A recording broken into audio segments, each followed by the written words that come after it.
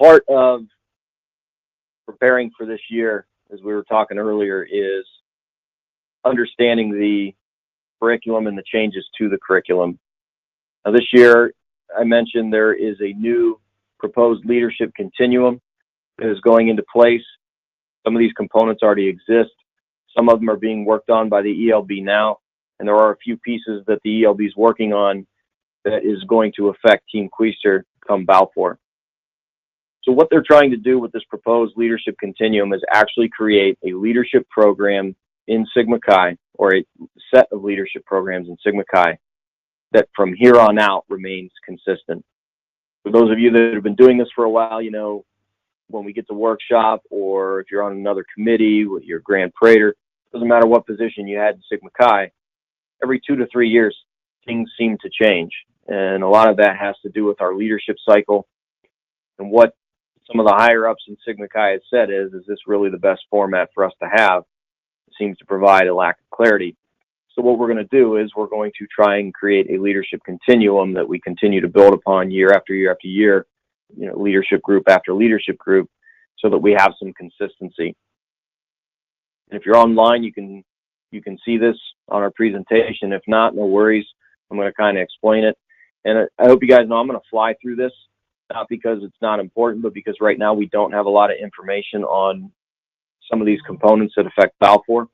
So as we get those, we will have on future calls a little bit more explanation of each component. But for tonight, I want you guys to at least have an overview.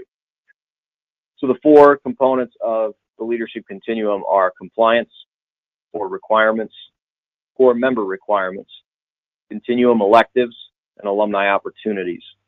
Each one of these 4 areas was selected because they found that these are the things that we need to build upon in Sigma Chi.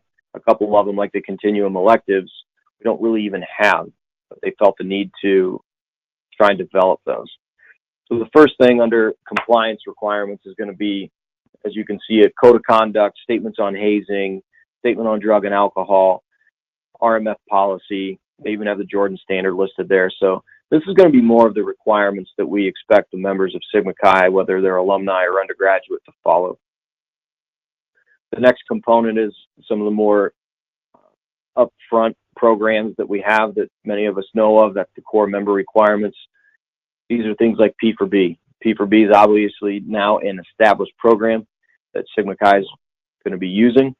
R4L is being developed. I believe it's still in beta, but that's going to probably be rolling out this year, at least in beta, and next year for sure. Mission 365, which has been going on for a while, our alcohol and drug education, mental awareness, mental health awareness, risk education. So you can see a lot of these programs already exist within Sigma Chi or are very close to being rolled out. But this is the core member requirements that Sigma Chi wants to make sure all of our members have the opportunity to go through, and as a requirement must go through at some point during their undergraduate career in Sigma Chi. The continuum electives, this is kind of an interesting idea, and I like it. And they tied it into our experience at Balfour, and I don't think this will just be for Balfour, but as it pertains to Balfour, providing some different courses or tracks that undergrads can take that they choose to take. You know, if you show up for Quaestor, Team Quaestor has a plan for you, and we want to stick to that, but they want to throw in some time that maybe a couple hours on one of the days, you can kind of pick, hey, I'd really like to get into communications or presentation or developing life skills. And they'll have brothers that will conduct those sessions that are up on those topics, hopefully at least semi-professionals or very well versed in what those topics are, so they can help the undergrads out in the areas that they want to develop themselves. So I think that's kind of an interesting take, especially as it ties into Balfour. Let's give these guys some options on what they want to learn instead of having, you know, mostly canned stuff that isn't as flexible. And I'm sure that's going to exist well outside of the Balfour realm as well. And then the last one is alumni opportunities, and they're really keying up on this. They spent some time on this at our all leadership meeting back in October. But are we doing a good job as Sigma Chi's, as alumni, getting other alumni involved? I think we have somewhere around 200,000 alumni that are living. How many of them are actually engaged? When you go to committee meetings, you see a lot of the usual suspects, even though you're going to 5 different meetings. So what can we do to try and help alumni find those opportunities? What are our abilities to onboard? Can we get people into facilitation? Can we talk guys into, giving chapter advisor a try? Maybe they'll find out that being engaged with the undergrads again is exactly what they needed to get involved in Sigma Chi again. Maybe they just want to be on an advisory board. These are things that we have available that we might not be marketing as well as we could. So those are the 4 main components of the leadership continuum as I understand them now: compliance requirements, core member requirements, continuum electives, and alumni opportunities. Now, one of the things that is going to be a little bit different this year, and I'm excited to see where it goes, is we might be getting a little bit away from our strategic planning model for chapter development, and the continuum is going to begin to focus more on leadership itself. So the first component of that is going to be values-based leadership. Here we're going to focus on the 7 virtues of Sigma Chi. We're going to break those down into 4 key areas of leadership of self, others, action, and then community involvement. And the online presentation here shows how those 7 virtues tie into those 4 different areas, and also has a few of the key points that they want to make sure are stressed in those key areas. So this is the overview that we have so far, and hopefully we will have the curriculum that supports that in the near future. This will also be one of the presentations we're going to do as a team. So presentations for the leadership continuum will be done during Team Quaestor time. So what that means is we have opportunity for 2 to 4 guys from our team to actually deliver these presentations once we get more of the parameters. And I'm sure they'll give us the opportunity to kind of put our spin on it too, at least a little bit.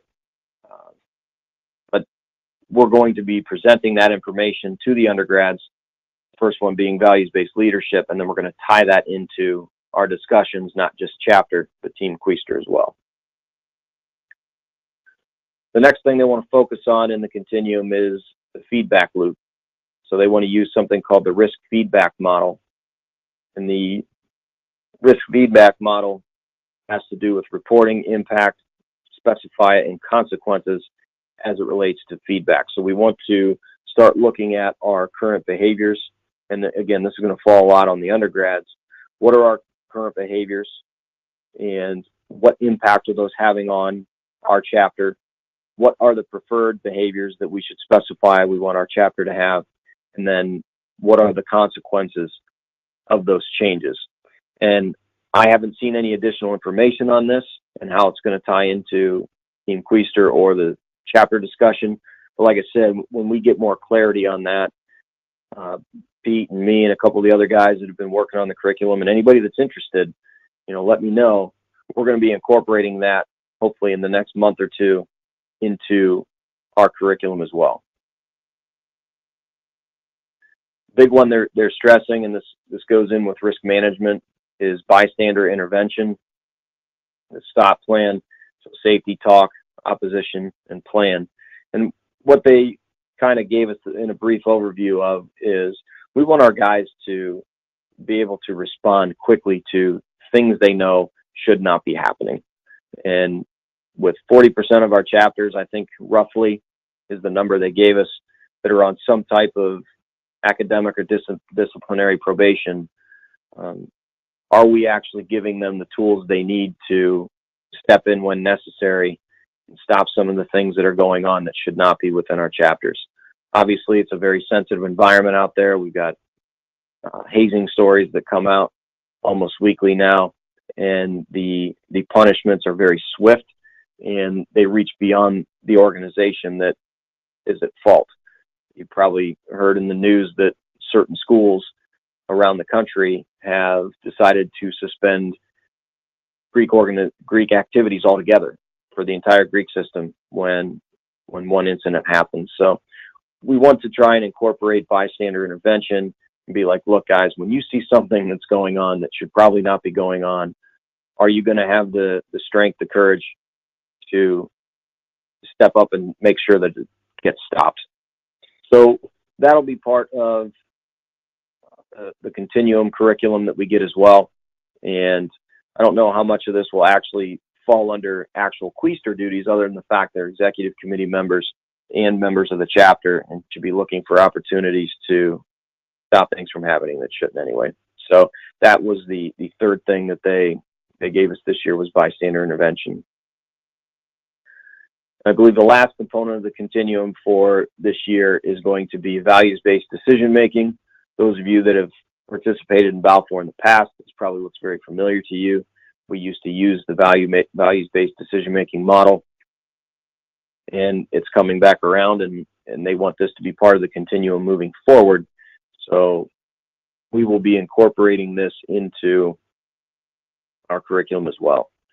And the values-based decision-making model is basically, and I'm just going to read it right off here for the guys that aren't online with us right now.